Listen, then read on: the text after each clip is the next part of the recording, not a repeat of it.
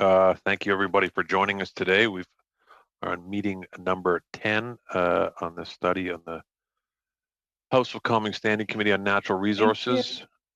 Glad everybody can make it. It's our first meeting back since Parliament resumed sitting last month now, I guess. It's February 1st today.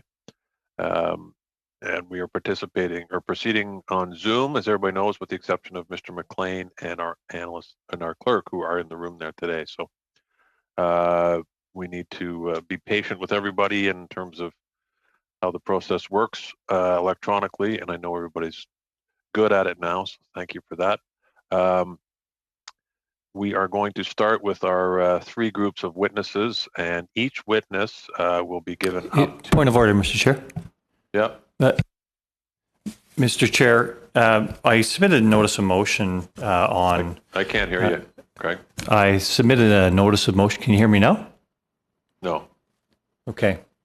Is there something wrong with the microphones in the room? Yeah, I can hear you faintly, but not clearly. We can hear you clearly on Zoom. Yeah, I can hear you good too. Yeah. Okay, try again. Test. Yeah, there, now I can hear you. Okay. All right, thanks. Mr. Chair, I submitted a notice of motion to the committee last week. Lost him again. Yeah. Okay. The technicians are looking at it here. Yeah, it's the volume gets soft, that's all.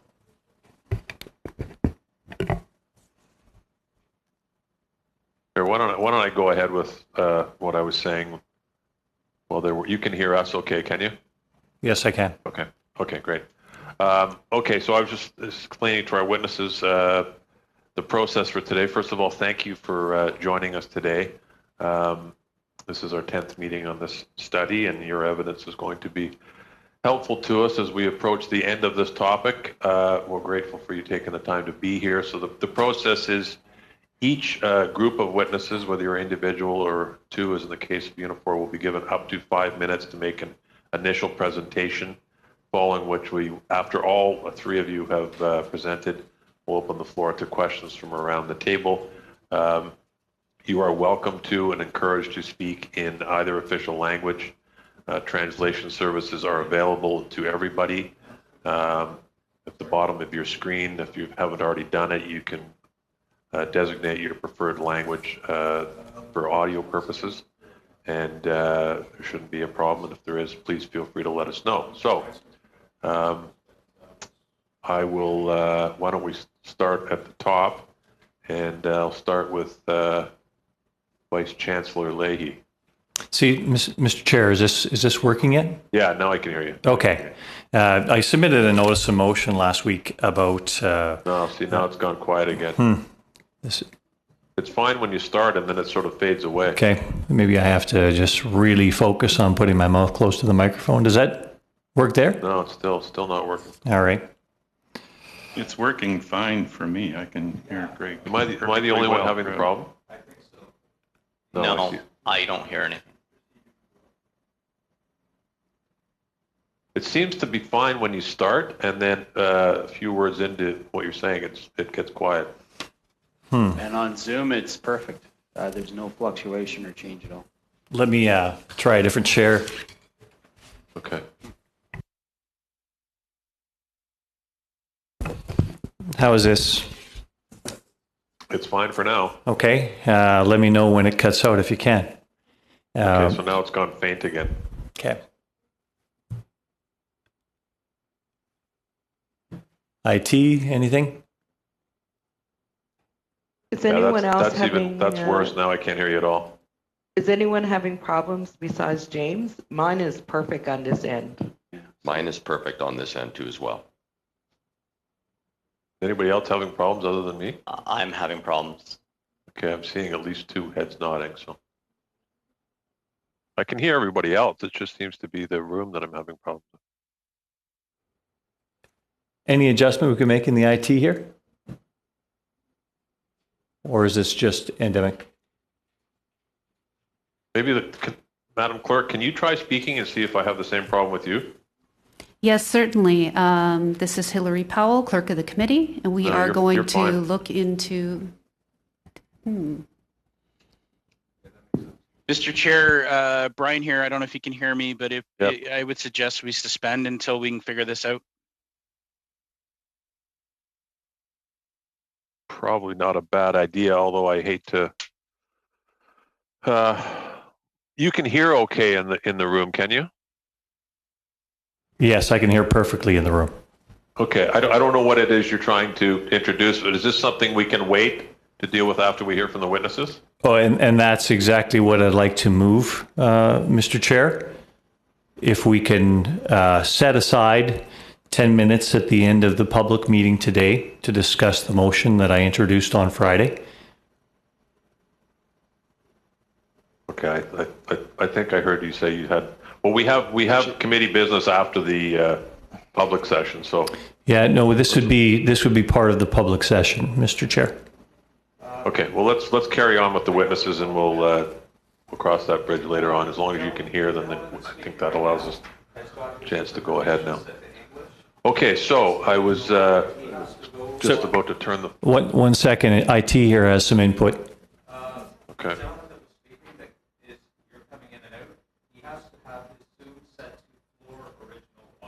Okay, so I'm told, Mr. Chair, that you have to have your audio set to floor. Can you hear that? Madam Clerk, can you explain that to him in case it's broken up? Yes, certainly. Mr. Maloney, can I ask you to put your audio on floor audio as opposed to interpretation? We're going to check that out and see if that helps with the issue. Sorry, but it's odd that he's the only one I'm having the problem with. Yeah, and Madam Clerk, your voice is coming in and out for me as well. I turned off interpretation and I can hear just fine. That affect our interpretation is the question. Yeah, it's only doing it for me now that I switched it to English. I had an interpretation off and it was fine before. Okay, try now, Greg. Test. Yeah, see, that's fine now. Okay. But then we don't have interpretation. Yeah, how about Mario? Does this, est-ce que c'est clair maintenant? Can you hear me? I can't hear him now. L'interprétation, ça fonctionne très bien. Interpretation is fine. I can hear the interpretation very well. On the French channel. So I can hear Mario when he the translation when Mario's speaking French. I just can't hear Greg when he's speaking English unless I turn it to off. Okay. Perhaps I will defer to IT here if there's a solution. Okay. Yeah, let's suspend for a few minutes and see if we can't get this worked out. Good idea. Okay, all right, 5 there minutes. we go. Meeting suspended.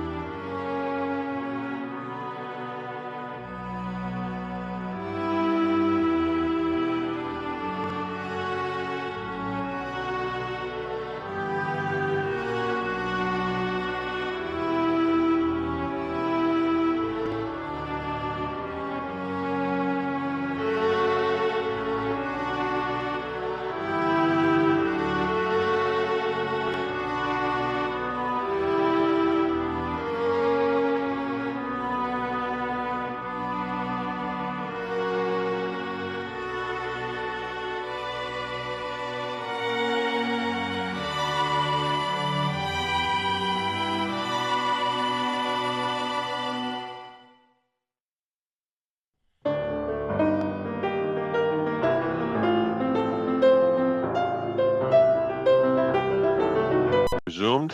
Thank you, everybody, for your patience. Technical problems occur from time to time.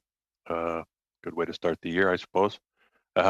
Anyway, thanks, Mr. McLean, for relocating so we can proceed. Did you want to continue saying what you were attempting to say before, but I couldn't hear you, or do you want to Yes, carry please, on with the witness? Mr. Chair. I just would like if you could set aside 10 minutes at the end of this public part of the meeting and deal with something you may have wanted to deal with in the in-camera session about the notice of motion that was put on the table at the end of last week concerning the Keystone XL pipeline. I can read that motion, but I think everybody on the committee has received it. If we can deal with that at the end of this meeting as a point of the agenda, that would be, I think, the way we could handle it best. Okay, so I think the proper process for that is we have an agenda which includes committee business at the end. The rules don't allow members to introduce motions on a point of order, as far as I'm aware, but they are permitted to do so when their time comes to ask questions. So on that basis, why don't we jump into the witnesses and get the meeting started. It's 11:26 now, and we've got a little over an hour, so I'd prefer not to lose any more time if we can avoid it. These witnesses have been kind enough to take their time to join us today. So, Vice Chancellor Leahy, why don't we try this one more time, and I'll give the floor to you for 5 minutes, sir. Okay, thank you, Mr. Chair, and good afternoon, everybody. I was asked to speak a little bit about a review, an independent review I conducted on forestry practices in Nova Scotia between August of 2017 and August of 2018. Just a little context, Nova Scotia is about 30% Crown land, 70% private land. The issue instigating the review was the percentage of harvesting by clear cutting. On private land in Nova Scotia, that's pretty close to 90% of the harvesting is clear cutting. On Crown land, it's about 65% of the harvesting that's clear cutting. And the percentage of harvesting overall breaks down pretty consistently with the two land tenure types. So about 30% of harvesting is on Crown, about 70% on private. The essential issue in Nova Scotia is that the majority of our forests are called the Acadian forests, meaning they're constituted by forests that are multi-species and multi-age forests. And they only get to be that way if they are left to be relatively undisturbed over long periods of time, because it's a successional dynamics. The trees that grow in first create the conditions that the trees that grow in next require to grow, and they tend to become the big, gorgeous, valuable trees. Clear cutting is inimical to those kinds of forests because it cuts all of the trees, and if it's perpetuated over time, it means that the forest's natural succession dynamics essentially don't get the opportunity to operate.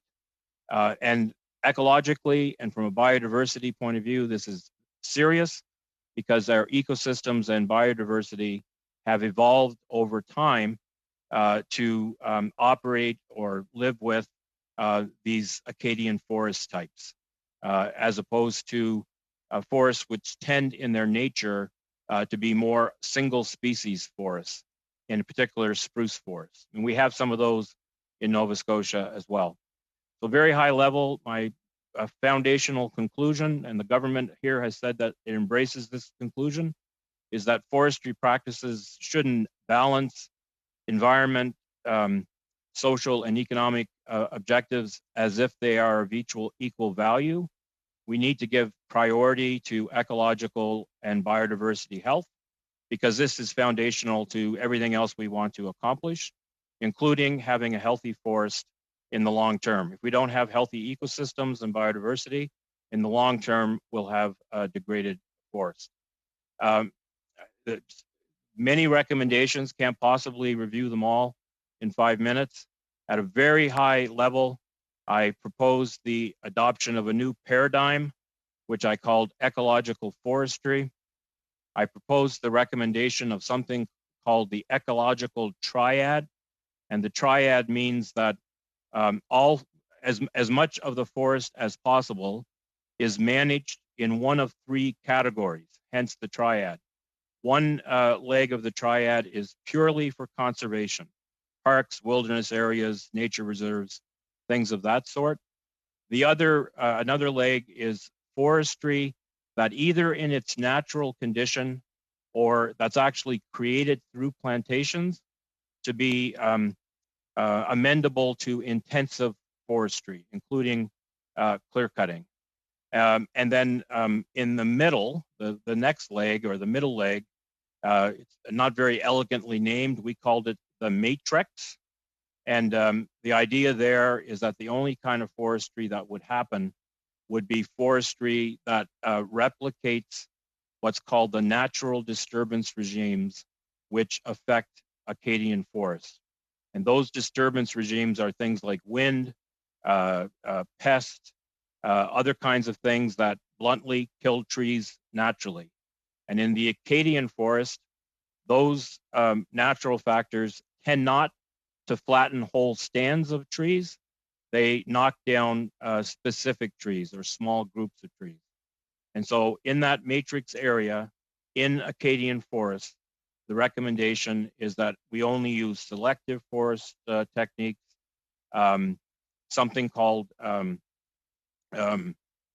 shelter wood harvesting, more basically little or no clear cutting in that matrix part of the triad.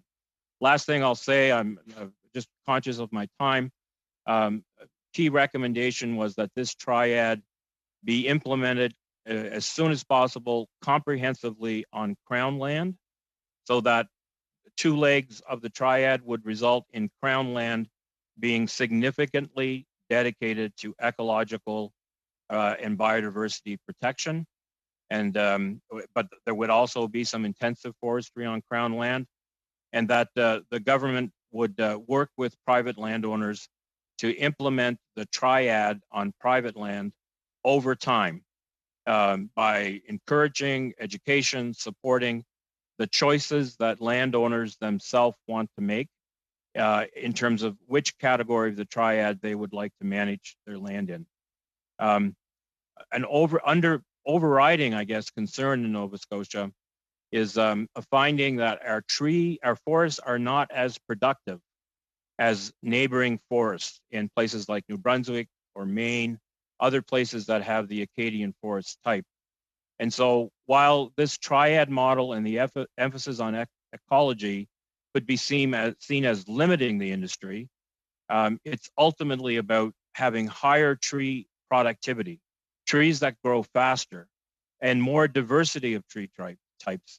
So we can be well positioned to have a forestry industry, not only in the short term, but in the long term, and also have a forest that is amendable to whatever that future industry might look like because of the diversity of tree types that would be at our disposal. I'm going to talk until I'm cut off. Well, I'm going to cut you off then. Good. I was waiting for a time to do it, which was least disruptive, but so that would be it. So thank you very much. I appreciate your concern about the timeliness. So why don't we go to Mr. Connors on behalf of Gixon Development Corporation. Sir, you have the floor for 5 minutes. You're on mute. There we go. Thank you, Mr. Chair. My apologies there. I'm Rick Connors with CEO of Gixon Development Corporation. We're a First Nations for-profit company out in the West Coast in northwestern BC. 4 areas that we've identified, and we've been working with these 4 areas for a great number of years now. I've got a little over 40 years of experience in forest products since I worked for Canadian Pacific Forest Products up in Thunder Bay initially back in the 80s. One of the areas, easing log export restrictions. Now, a lot of these are very specific to the West Coast, but they're very endemic from a perspective what we're dealing with on a continuous basis here. 90% of our logs that are harvested in BC are milled domestically, with the remaining 10% exported in their raw form. Primary reason for that is that certain grades of logs, the economics just do not support them being sold domestically. And due to log export rules, companies are forced to make deals with local sawmills, whereby mills will not block their log export applications, but only if the logging companies, agree to sell them at discounted rates. And generally, there's a significant loss here. They put up a bid on the logs, and we must sell them to them at a loss. And this results in all kinds of detrimental effects to the logging company, obviously losing money. And to easing of log export restrictions here would provide greater certainty to log producers and licensees, and giving them greater incentive to increase investment and stimulate growth in the industry.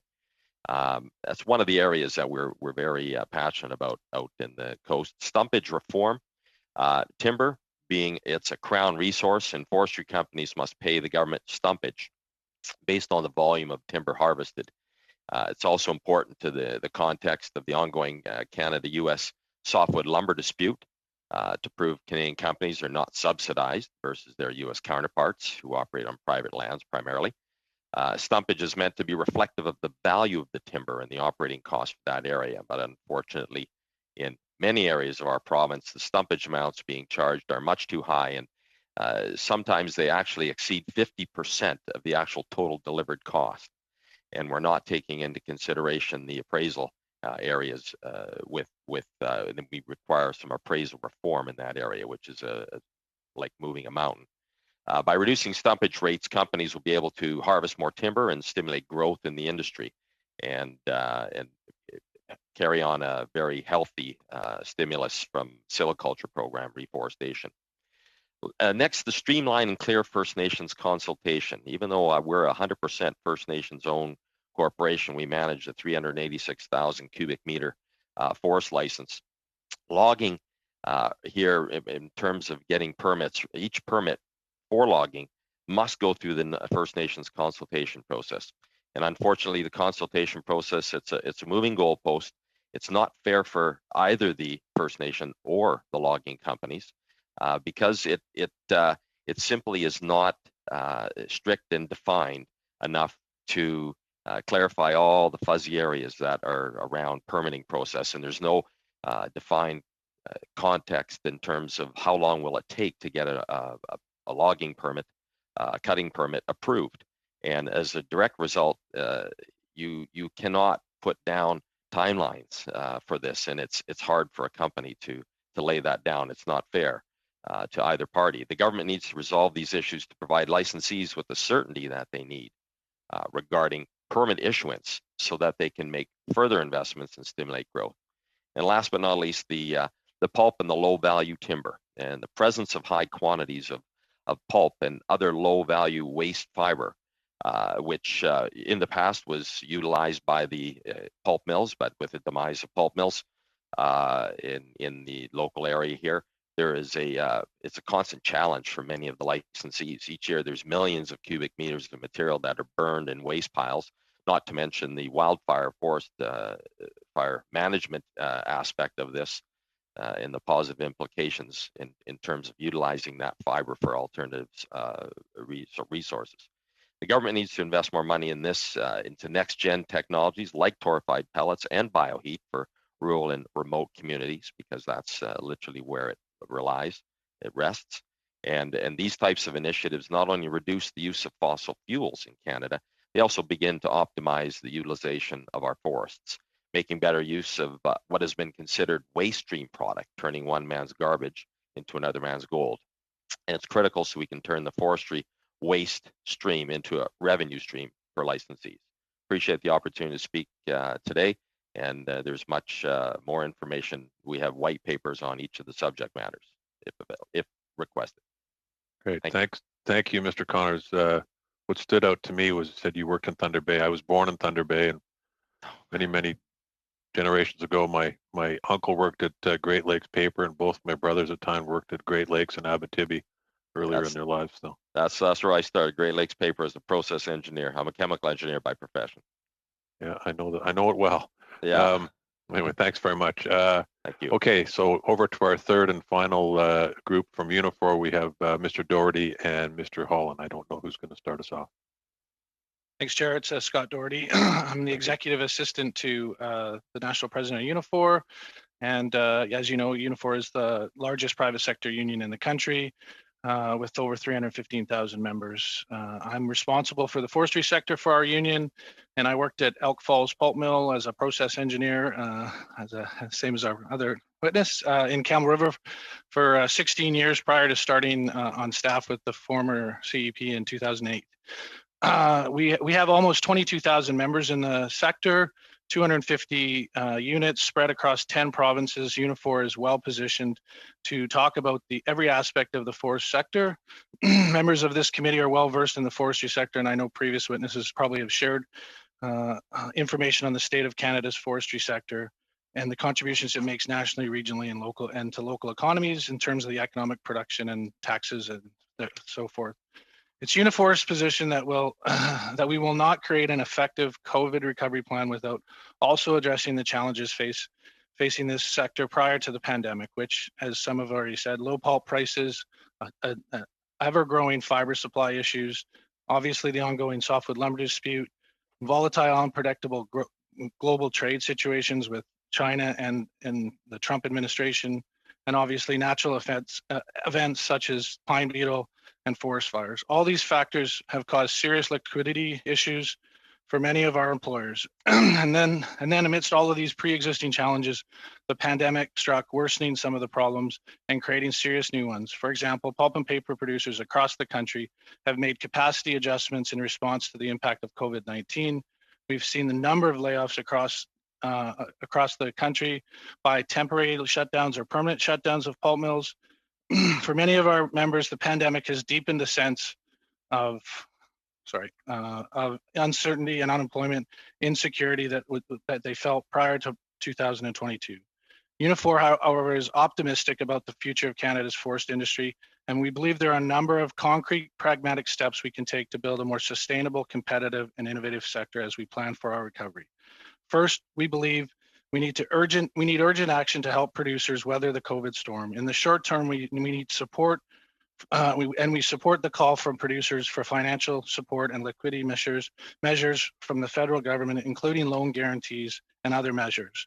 In the mid and long term, we need to continue to work to build a comprehensive, coordinated, sustainable forest sector at the federal and provincial levels.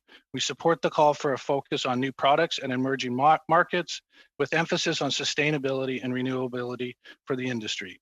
This must include incentives from government for investment and research.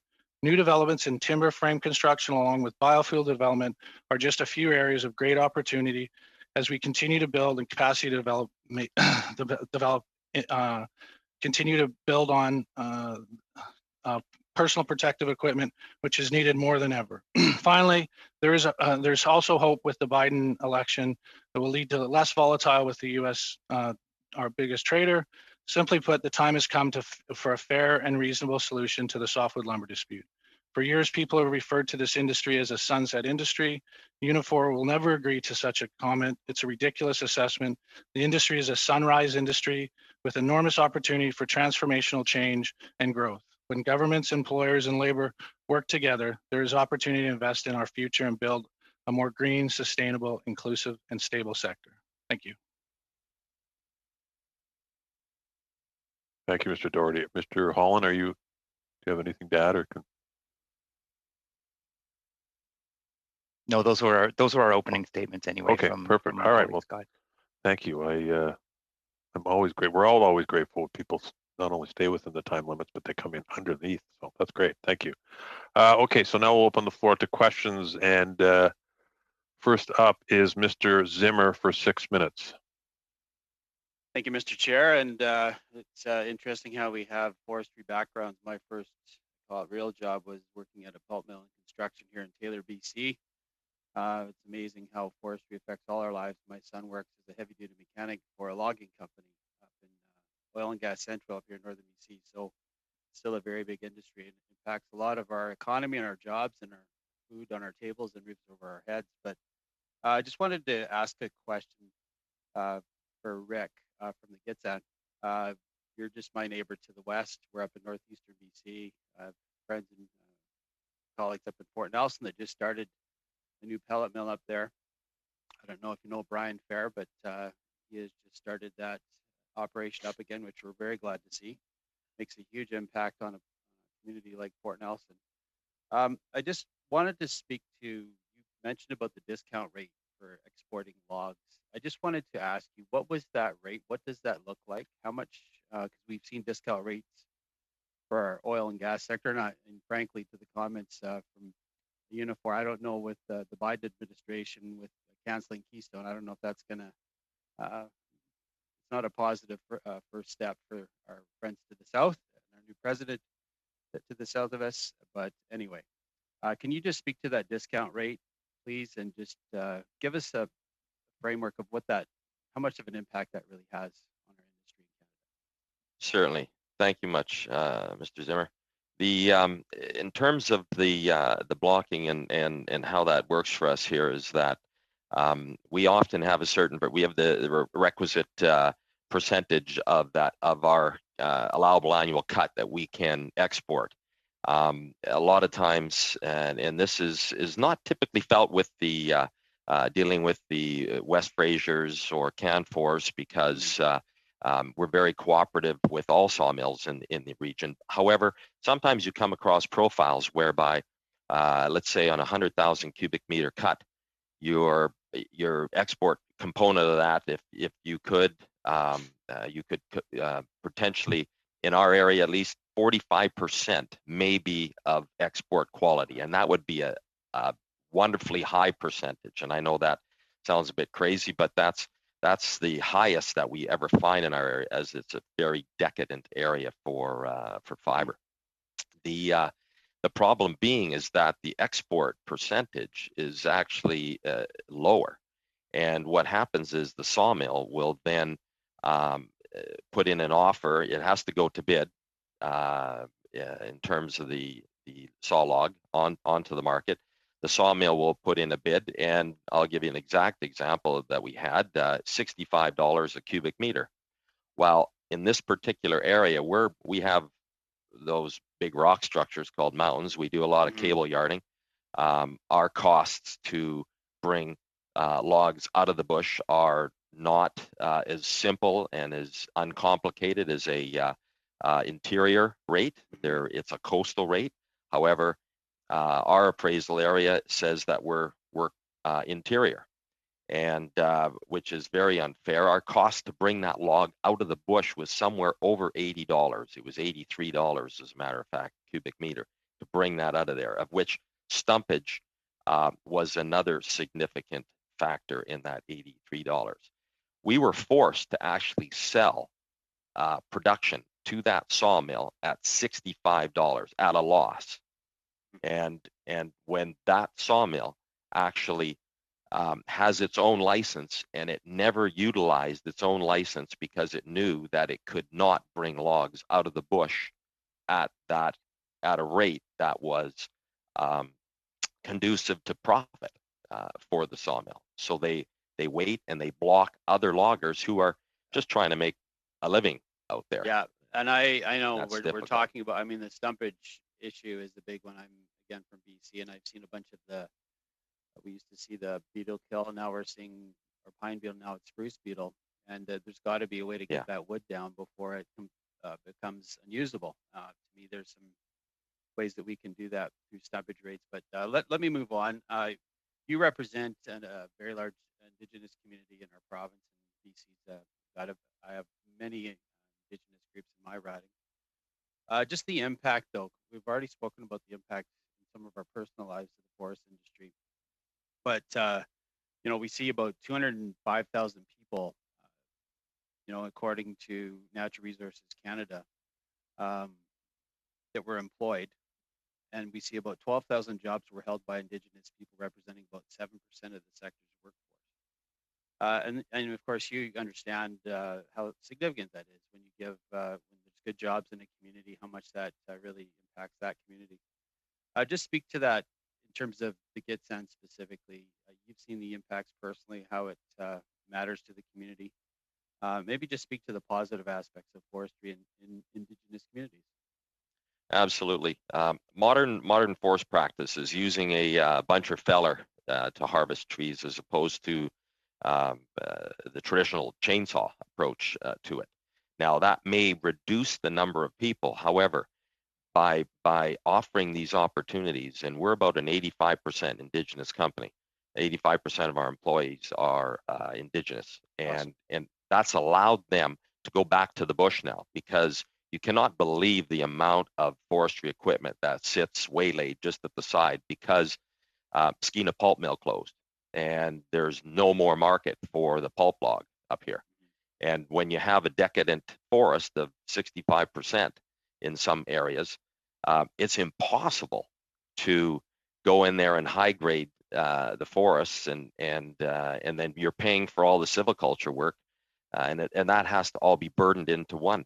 We have to focus on those issues so that we can bring more of the Indigenous peoples into the forestry area, because that's where, quite frankly, that the idea and the concept of reconciliation is born in that area because of the fact that they're the stewards of the land. It brings them closer to it, and they really want to participate. They just do not have that financial, structural wherewithal to make it happen. Thanks, Mr. Connors. Thanks, Mr. Zimmer. That's unfortunately, all the time you have. Ms. Jones, you are next for 6 minutes, please. Okay, thank you very much, Mr. Chair, and I want to thank all of our guests today. It's good afternoon where I am, maybe good morning where you guys are. I'm in Labrador in Atlantic Canada, and in the northeastern section. So I'm going to start my questions with Mr. Leahy today on the research that you've been doing. I know that it's mostly connected to your work that you've been doing in Nova Scotia. But we all know that forestry, for the most part, falls under provincial or territorial jurisdiction. And there's certain examples of it that do fall under the federal government and the role that we have to play. So I want to ask you this morning if you could highlight some of the research that you've done, outline some of the recommendations that focus more exclusively on federal jurisdiction. And maybe you could make some recommendations in terms of how we should be moving forward as a parliament in doing some of that work that recognizes more fully the need within the forest sector of Canada. Well, thank you very much for the question. I have to acknowledge at the beginning, my work was commissioned by a provincial government and is very much focused on matters within the jurisdiction of the provincial government. The other limitation is I was not asked to look at forestry policy writ large, but specifically at forestry practices. So even within a provincial scope, my focus was somewhat limited. I guess the thing that, the couple of comments that come to mind, one of the issues I really stressed in my report was research. And the need for research that was sort of actively commissioned by governments and in partnership with industry, if that seemed appropriate, so that there would be research on the impact of different forestry practices that was specific to forestry conditions in Nova Scotia, and that there would also be research programs on the alternative to existing forestry practices to close the gap that we currently have, at least in Nova Scotia, between the forestry practices that are perceived to be more cost-effective, more intensive forestry, and the practices that might be considered partial or selective or alternatives to intensive forestry, including clear cutting, that aren't seen to be viable from a operational and a profitability point of view. at least in Nova Scotia, my recommendation to the government is not to deny the existence of this gap, but to actively try to close it, to do more experimentation in different forestry types. Two other comments very quickly. In every province in the country, the conservation end of the spectrum is not solely provincial conservation. National parks play a hugely important role in all provinces, and they certainly do in Nova Scotia. Last thing I would maybe comment upon, and this is where I stopped when the chairman said, yes, stop there, is the concept of resiliency. In an age of increasing climate change, we need resilient forests that can be can have a better chance of survival in all the various threats that forests face that are accentuated by climate change. And again, I think that's an area of interest, but it also should be of interest to the federal government generally about how our forests across the country, how well prepared are they to withstand the stresses that they're coming under relative to climate change.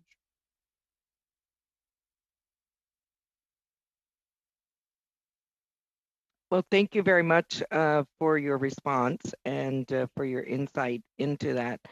My next question is actually for Mr. Doriarty, and it's regarding Unifor.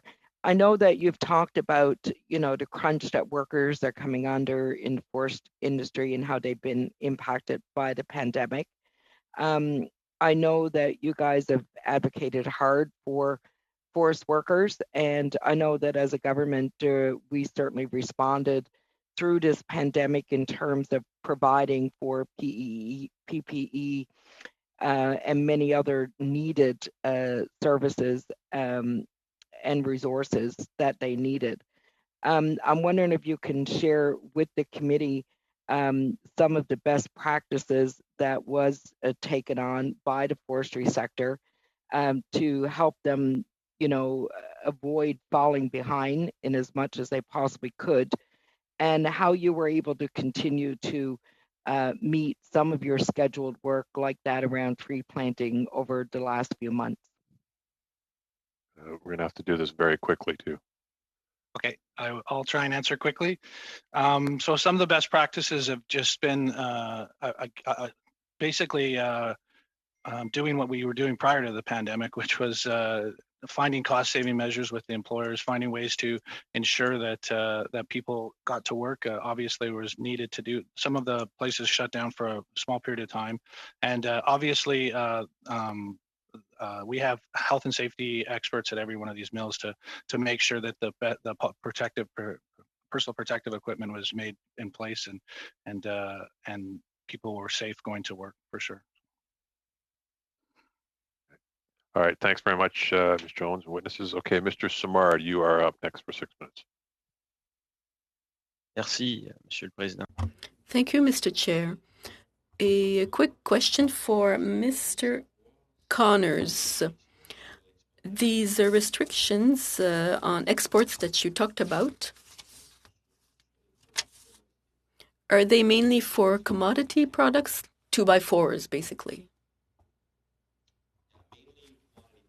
Products, that's correct, yes. Donc,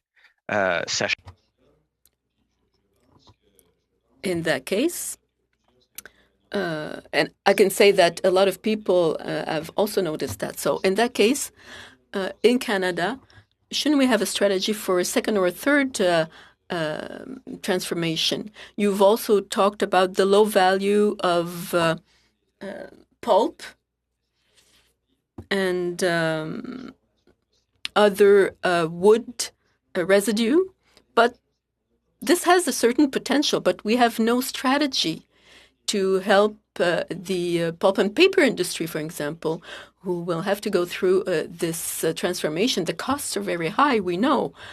In my region, for example, there's a project for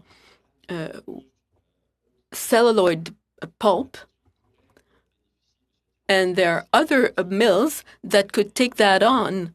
And in that case, we would be less dependent on the American market. Would that be the same for British Columbia? Merci, Monsieur Simard. Thank you, Mr. Simard. We are we're very focused on the coast here, in particular with the Gixan. We have several projects that are focused on trying to not only support the local industry in terms of the optimization, because we believe in the rising tide approach to this. When you take a look at pulp specifically, if we can find a use for pulp, a better use for pulp than simply burning it up right now, because it's not proximal to, and it doesn't make sense to ship it all the way down to a pulp mill somewhere, then we're going to be basically offloading some of the regular costs, and so we can afford to provide to these sawmills and the reman mills and better uses of the products in terms of a lower cost supply.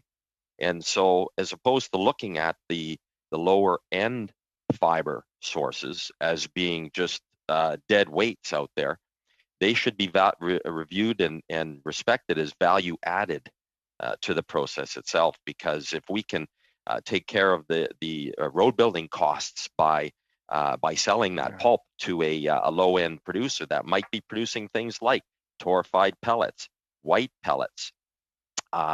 We're looking right now at a special project where we would take the hemlock and which is plentiful in our region, hemlock and balsam, so hemball, and turn it into a very high-end, almost a cedar replacement, because we go and we harvest all the good cedar now, whether it be for cedar poles or for cedar, and it's all sent down to Vancouver. It's not for export, that's for sure. However, if we could take the hemlock, and it's been a process that we've been working with UBC on, and convert that into a value add, that's tremendous. That helps everybody out.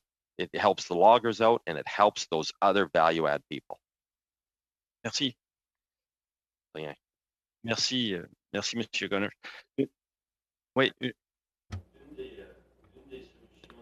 One of the possible solutions, I believe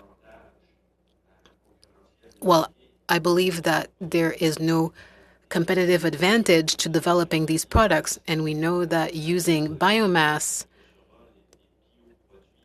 to create bioproducts is expensive, but it's also very promising. My question goes to you, Mr. Connors, but also to you, Mr. Doherty. If the government had a standard on carbon footprint, maybe we could turn biomass-derived products into bio-added products. And we could develop the forestry aspect for these new procedures. So we could have a request for proposals in the government that would have the carbon footprint added. Mr. Doherty, do we take a stab at this one initially? Okay, thank you.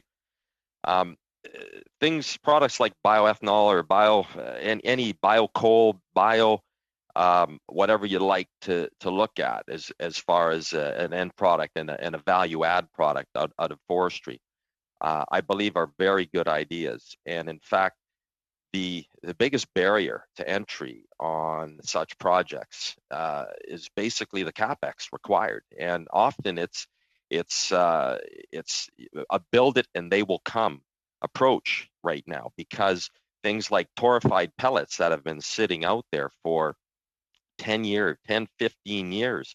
I visited every torrefied wannabe across the planet, from Austria, Switzerland, up in Finland, Germany, and they're much more advanced there, but that was the mother of necessity, right? Their power costs are extremely high over there. Over here in in I'll call it God's country, where our power prices are so low, we don't have that pressure, and so Canada lags behind from these types of initiatives. We don't put the money into the places that would be really good, for instance, to have a bio plant there that would take the waste streams of forestry, which are typically burnt up right now, either in a forest fire or just simply as in burn piles, and we convert that to value-add product on an ongoing long-term basis. I absolutely agree. Mr. Doherty. Mr. Connors. If you got something to add very quickly, Mr. Doherty, otherwise we're going to have to move on. Okay, I'll try and be quick. I would agree with Mr. Connors, and I also would, I guess I would say there's also opportunities in those pulp mills to do a lot of those things, and the government should be looking for ways to take some of the pressure off of the capex that Mr. Connors was talking about. I wouldn't agree with any of the easing of the exports or some of the things that you said around forest management. I agree that there's a lot of pulp logs that are out there. There's also a lot of pulp mills out there that are starving for fiber to run. And so that we need to find a way, the government needs to find a way, both provincially and federally need to find a way to ensure that that fiber gets to the pulp mills and gets to those places so that we can continue to operate those mills to find the way to transform the industry. Thank you. All right, thank you, Mr. Smart. Mr. Cannings, over to you.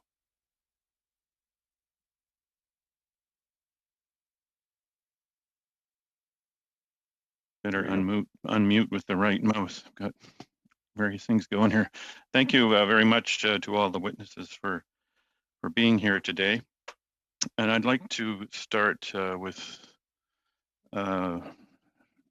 Leahy about his study that he produced in Nova Scotia. I'm from British Columbia, as is Mr. Zimmer and Mr. Weiler and others. And as you know, I'm an ecologist by trade, and I know things are very different across the country in different forests. And of course, very different in terms of tenure and things like that. I think our forest tenures are almost 90% crown, with very little in the way of private, except perhaps on Vancouver Island. But I'm just wondering if you could comment on how applicable your findings would be across the country. You know, in some of the forests in my riding, may have pretty high species diversity, 10 species of trees, others maybe only 2 or 3. But they do exhibit the same things you were talking about. When you let them proceed naturally, you get that very diverse stand, age, and a mix of species. And when, of course, you clear cut, we just get lodgepole pine here, basically pure and simple.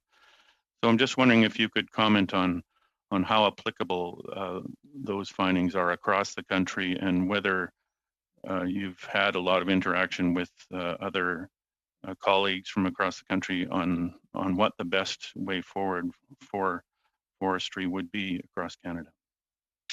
I'm afraid I haven't had much conversation with people across the country that would help me answer that. I just could quickly say my advisory team included people from Nova Scotia, Maine, Ontario, and British Columbia, all of whom knew more about forestry than I did. I'll make it very clear at the beginning. And I think I would say, in response to your question, relying very heavily on that expertise, is the mechanisms might be different, in fact would have to be different based on things like forest type and tenure regimes and economic conditions as well.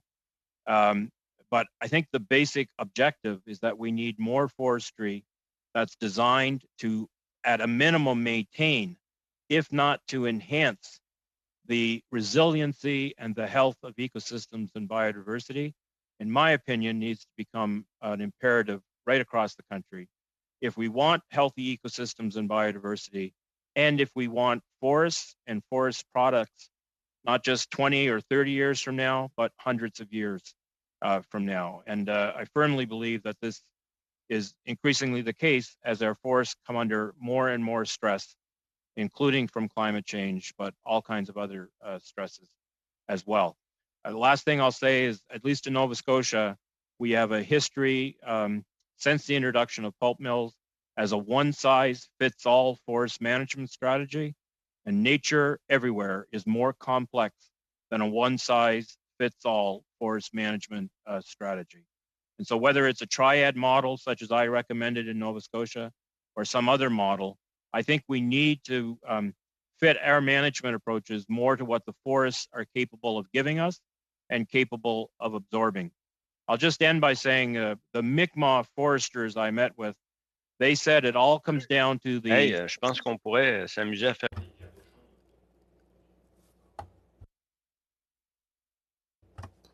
said it comes down to the phrase, listen to the forests. They will tell you what they can give if you take care of them. Listen to the forests. And that was a very important underlying theme of the work that I did. Well, I'd just like to follow that up with, how has your recommendations been received? Have they been listened to? Has it changed the way forestry is being done, or is conceived of being done in Nova Scotia? I know it hasn't perhaps been more than 1 or 2 years, but the simple answer is not yet. Although we have a government who has said that embraces the new paradigm that I recommended. I'm in a unique position because when the government responded to my report and said they were going to implement it, they also said that I was going to evaluate their implementation. And that's the exercise that I'm currently engaged with in Nova Scotia. Again, with the help of lots of forestry experts. Okay, thank you. How am I doing for time, Mr. Chair? Got about a minute, exactly. Okay, I'll just move to Mr. Connors, and I'm sure most of us on this committee have Indigenous forestry operations in our ridings, or many of us do. I know every First Nations group in my riding has a forestry company attached to them. I'm just wondering how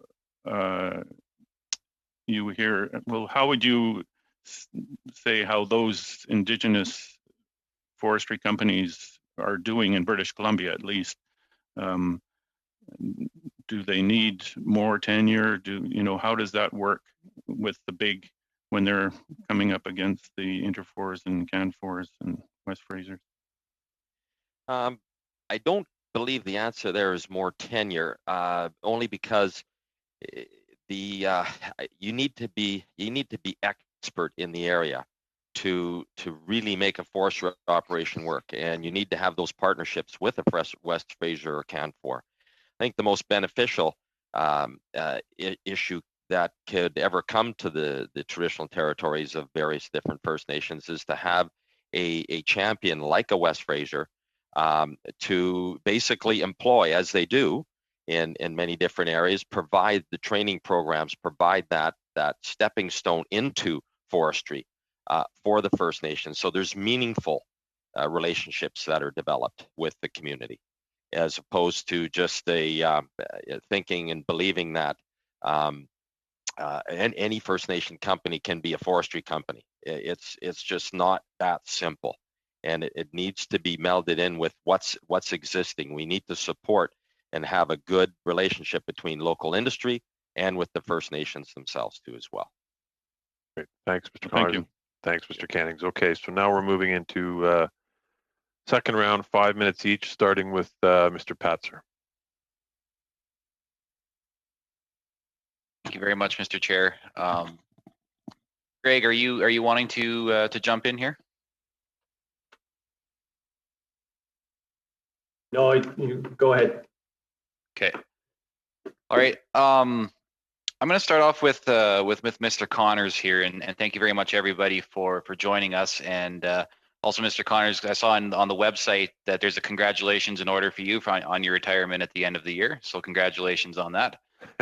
Thank you. Yeah, you betcha. So I wanted to start off with, so when we're talking about access to mills from unceded territory and from different tenures, what kind of issues are being faced by foresters in northern BC and just across the country in general with access to mills? That's a great question. The band system versus the hereditary system are they never meld because you have an elected chief in one area, and then you have the hereditary system, as we saw with the Wet'suwet'en and the Coastal GasLink project, where the duty to consult is to the Crown, which they did halfway, and they didn't consult with the hereditary chief, and that creates lots of problems. That's exacerbated in particular when you have a First Nation the size of the Gitxsan, where I have 65 hereditary chiefs, 33,000 square kilometers of traditional territory that's claimed, and the hereditary system, matriarchal, in our case, the actual hereditary chief is responsible for the management and the well-being of the WILP group, and has the name, that chief name, that adheres to a certain piece of land, tract of land, that although they may all agree upon, it's so difficult. It's still difficult for me. I've been dealing with them for 13 years now. Still difficult for me to understand how we can put together the government, our government, the Canadian government, with their self-governing nature on the traditional territory, and forestry is one of those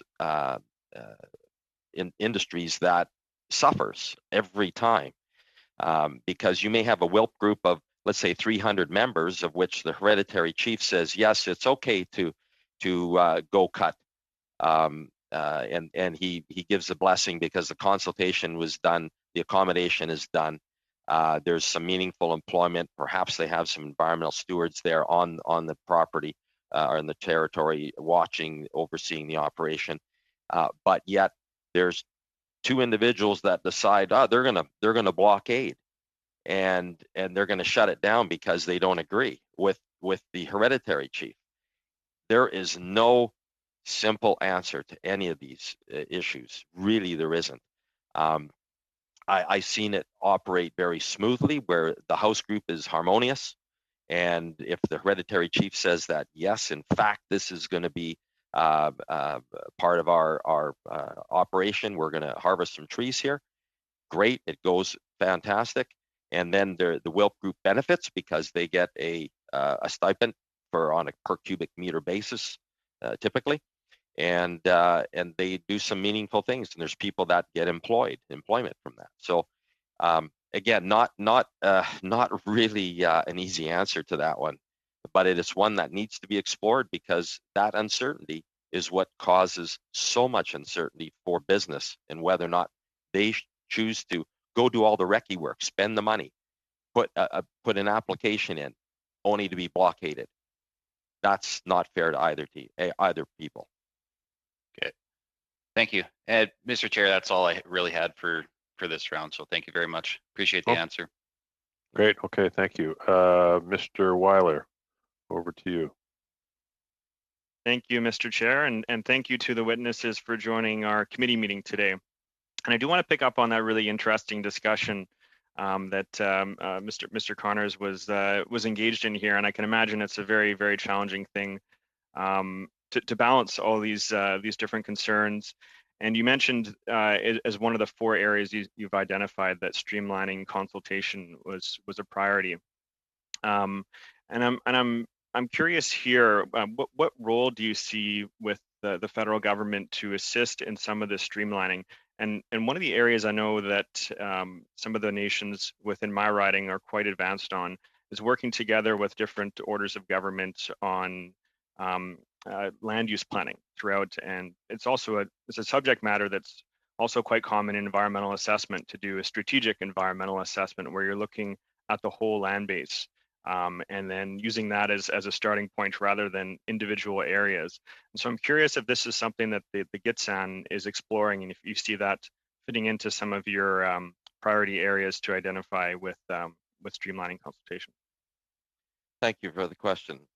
Mr. Weller, again, the answer is not simple, but land use planning is definitely part of what we're doing right now with the new governance model, where they've broken up the entire 33,000 square kilometers into 9 watersheds.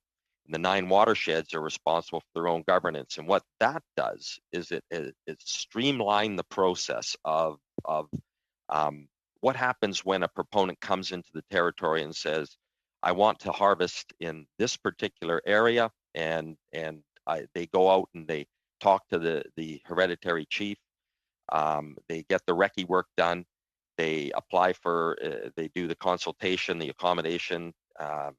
They do all that. And then what happens is the government sends a package, the consultation package, as it were, and they ask, well, if I don't hear anything in 30 days, then it's okay. The permit's approved. Typically what happens is somebody sends a terse email and it just says, no, I don't agree. They just don't know with what. They don't know what they're not agreeing to. And so what we've done is I believe it would be really prudent for the government to do the same sort of thing, is to make sure that the First Nation has experts at their disposal to interpret this documentation, because it's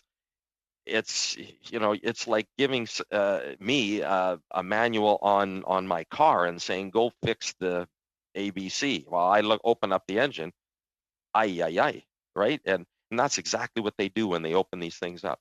We need to have somebody who's expert to provide that guidance to the actual First Nations so that they can interpret, because often is the case is that it's an easy answer for them. They just don't understand it. They just don't simply understand it. Yeah, well, no, I really appreciate that answer. And as someone who's worked for a lot of First Nations in my legal practice across the province, I know the amount of referrals some First Nations get from natural resource companies can be very overwhelming, and a lot of times that actually just ends up going to lawyers. And so having that local capacity is really, really quite key. I'd like to switch gears a little bit, though. As part of these committee meetings we've been looking at some of the federal government programs through NRCan that have been supporting the forestry sector. And we've heard some really positive news stories about the Indigenous Forestry Initiative. And I'm wondering if you could elaborate on how the IFI has supported the Gitxsan and making investments, and if you did have any suggestions on how this program could be improved to be even more effective for the community as well. Thank you for the question, Mr. Weller. Yes, the IFI has been instrumental for us, as has been a number of other programs too as well, but specifically, we've been focusing on the development of a bioheat, I'm going to call it a bioheat industry right within the Gitxsan traditional territory, and a bit beyond too as well. We have the highest concentration of bioheat devices in Canada. We have just installed 9 or 10 different 10 units, big units, commercial units within Hazelton itself, doing an arena, a recreation center, a car wash, a gas bar, an office building, various different college. And as a direct call, because we ran out of pellets last year. There was one of the plants down towards Houston. It had a problem, and they decided not to bag pellets anymore. So we went out and through IFI funding and through the support of IFI and others, we went out and purchased a pellet delivery truck, the only pellet delivery truck in BC actually. And we've done deliveries from Kitimat all the way down to Houston, and all along the Highway 37 corridor. We have residential clients, we have commercial clients. The only thing we don't do is bag pellets, and we're trying to do that efficiently. We provide people with a 300-pound plastic reusable drum. That's our those aren't easy to get around. We do need to figure this part out, but business is booming from a pellet perspective, and we'd love to enhance that operation too as well. But the bioheat is really critical. All right, thanks very much, Mr. Weller, Mr. Cannings. Okay, so on to Mr. Simard for 2.5 minutes. Okay, quickly. A question for Mr. Connors and Mr. Doherty. I'd like to talk about the dispute with the United States on softwood lumber. I know all about the forestry sector in Quebec that was changed. Now we have auctions. We're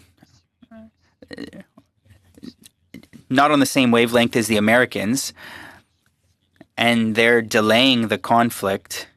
This is a problem. It's been a problem for far too long. Just to give you an example, there's a company that has had to cough up $200 million in countervailing duties. And the last time that this issue was solved, a $1 billion ransom was charged to forestry producers. So, Mr. Connors, I'd like to know what the situation is in British Columbia. I'm not familiar with your forestry system there, but I'd like to hear you on that. And then if you could talk to us about the liquidity program. Under its current form, do you think that this liquidity program is appropriate? Thank you very much, Mr. Smart. Perhaps I should defer to Mr. Doherty on this because Unifor has more operations than we do. We're actually not in the manufacturing of softwood lumbers. We just get impacted because we're specifically in the forest management and logging aspect of it. Would that be appropriate?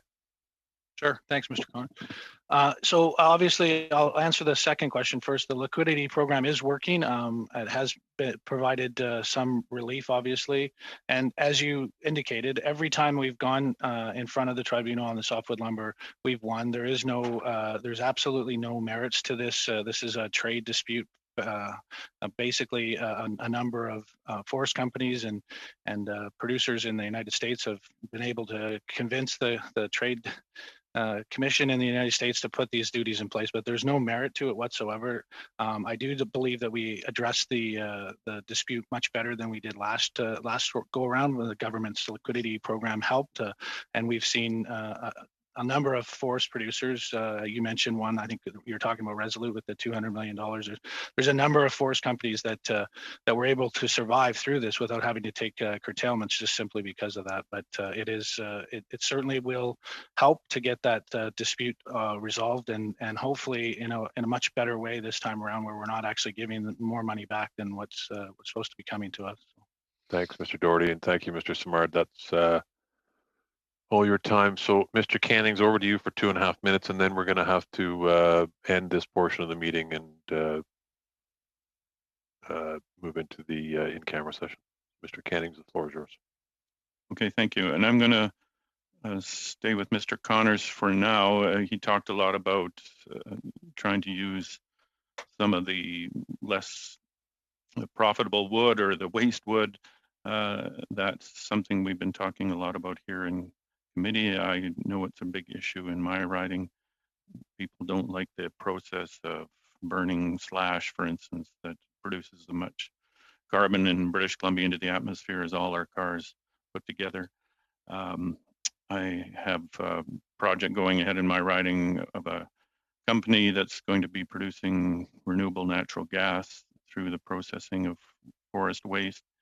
I'm just wondering if he can comment on that. And also I'll ask a question about pellets later, but just if you can comment on programs that's happening in your area about using that forest waste. Thank you very much, Mr. Cannings. For the question, the programs primarily in our area are not of the biofuel or the bio, let's call it the processed bio type industry. We're mainly focused on pellets in this region here, and in particular in our case, we've been seeking funding for the world's first 100,000 ton torrefied pellet plant utilizing technology out of Montreal, Bécancour. Actually, there's a plant in Bécancour, and we're trying to develop this 100,000 ton pellet plant there to basically prove up, because we're in. It does rain in BC, contrary to public opinion. Not much in my area. No, not much up there. However, it's a big concern, and this would, and I don't mean to say that utilize all the pulp. This is very small amount. We realize that we're talking about here, and in particular in our area where you're probably $18 to $20 worth of transportation costs per cubic meter to get it to the coast to Tidewater.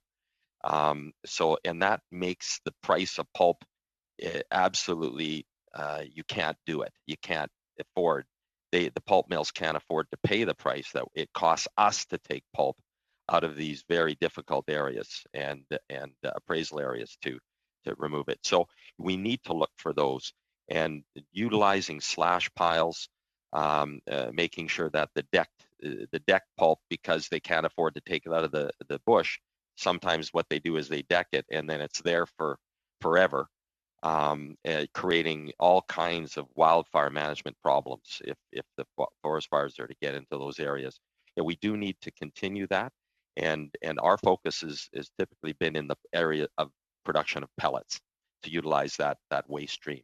And torrefied allows us to use even more of the forest floor because we don't have to have the quality of wood going into the process as you would on a white pellet basis. Thank you, Mr. Connors. Sorry, Mr. Cannings. I hate doing that, as you know, but thank you very that's much. all the time we have. It's actually after 12:30 now, so we're going to have to stop this portion of the meeting and suspend. Just 1 second, Greg, and move into the in-camera session. But I do want to say thank you to all of our witnesses for taking the time to join us. You can see we never have enough time, but your evidence is particularly helpful to us as we Point of order, Mr. wrapping Chair. up this study. Yeah, we- hold on, Mr. Zimmer. Just want to thank our We had a witnesses. whole bunch of time taken at the start for technical issues. Is there a way to add some time? Well, we can't because we have to wrap up at 1 o'clock. We are going to have a discussion on committee business once the witnesses are gone. Well, point of order, Mr. Chair, because yeah, go ahead. We have been patient here, and we've restructured it in respect of the committee members who were here, in respect of the witnesses as well. So if I could, Mr. Chair, it was my time to speak. If I could just take those few minutes to introduce the motion here that we talked about, I think it would be appropriate, Mr. Chair. Mr. McLean, I'm not trying to be difficult, and I hope you appreciate that, but it is after 12:30, and we don't have everybody's being a little bit shortchanged here because of the time constraints, but that's not uncommon, as we all know. Perhaps we can have a discussion in our next segment, and if we aren't able to resolve things, then we can deal with it at a future meeting. But I think for the time being, we should stick to the schedule and suspend the meeting. So I just want to say thank you to all our witnesses again. I appreciate you taking the time, and Mr. Connors, to you in particular, enjoy your retirement, sir. Yeah, Mr. Chair, please. We've had all kinds of interruptions in this meeting, and we've actually tried to get through this, but we put it late in the agenda so we could actually raise it at this meeting, in the public part of this meeting, and we, in complete deference to all the witnesses are here. So, Mr. Chair, I think it's incumbent upon you to entertain this at this point in time. Well, okay, Mr. McLean, honestly, I understand where you're coming from. You know, if you have questions for the witness, but I mean, I understand. We all know what the discussion is we're having here. We're about to go in camera and talk about future meetings and the like. Then. Yeah, I think this will be quick, Mr. Chair. We just have to raise it as something we want to have on the agenda here as part of this meeting. And if it slides it in this meeting, you can take it out of the other part of the meeting. That's fine with us as well. But if you wouldn't mind, we like to get this meeting, this motion very clearly on the record, please. Okay, why don't we let the witnesses go, so they don't have to sit here and listen to this not so interesting discussion. Point of order, Mr. Chair. Go ahead, Mr. May. I'm a little confused. Did we not carve out time for committee business for this purpose? This is that we're talking about committee business. We're not talking about more discussions with the witnesses. Am I correct in that? That is what you're correct in that. Yeah, we are going to committee business. Then I suggest we adjourn the meeting and come back in camera. Point of order, Mr. Chair. So who's that, Mr. Zimmer? Yeah, go ahead. Yeah, by that logic, it's not going to take up any more time if we do it in the public portion of the meeting or whether it's in camera. It's still the same envelope of overall time. So I'm not sure why you want to push it into camera so urgently. Mr. McLean has asked very nicely just to put his motion forward, as what's typically the practice of committee. So I would just say get on with it and make point of order, Mr. Chair. Typically, the practice of committee is to do committee business in camera. Not always. Anyway, but we are suspending. We are going to go in camera. So, Mr. Chair, we have been very, very respectful of the witnesses here and making sure that they were heard effectively before we raise this motion, in the clear understanding that this motion be raised here today. We could have done it earlier and actually wasted the witnesses' time as far as something they're not going to be dealing with here. But we'd like to have this as part of our committee, please. Now, that could have happened at any point in time in here, and that would have been, fair for this committee. But in order to kind of continue this public meeting for 5 minutes is all we're asking for here, Mr. Chair. And point of order, Mr. Have Chair. his point of order all he wants, but nevertheless, we want this meeting to continue as is. And point of order, Mr. Chair. Vote on that, Mr. Chair. Then you can't move. Point of order, Mr. Chair. Go ahead, Mr. May. You cannot move a motion on a point of order. I'm aware of that, and I'm just trying to. Well, I'm not sure that Mr. McLean is. So I just want to make sure he understands what we're doing. We want to deal with the issue at hand, but there is a process here, and we're just wasting everyone's time at this point. Yeah, I think we are going to suspend now, move into committee business. Point of order. Go ahead, Ms. Harder. Mr. Chair, the request on the table is not to present a motion. The request on the table is that time be extended for this meeting. We did get started late, and so it is appropriate actually to extend the period of time that we have for this meeting and for another round of questions to be granted. I appreciate your comments, Ms. Harder. Mr. Samara, do you have a point of order? I see your hand up.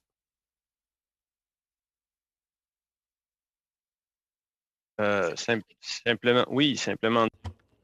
Yes, just wanted to point out that it was hard to hear Ms. Harder. The interpreter had a hard time because of the poor sound quality, since Ms. Harder was not wearing her headphones with the boom mic. Okay, look, we've got apparently another technical glitch. I am going to suspend the meeting. Thank our witnesses again. We're going to move in camera. If everybody could log off and then log back on, I would be grateful. Thank you. Mr. Speaker, Mr. Chair, can we extend this meeting 5 minutes, please? Can we have?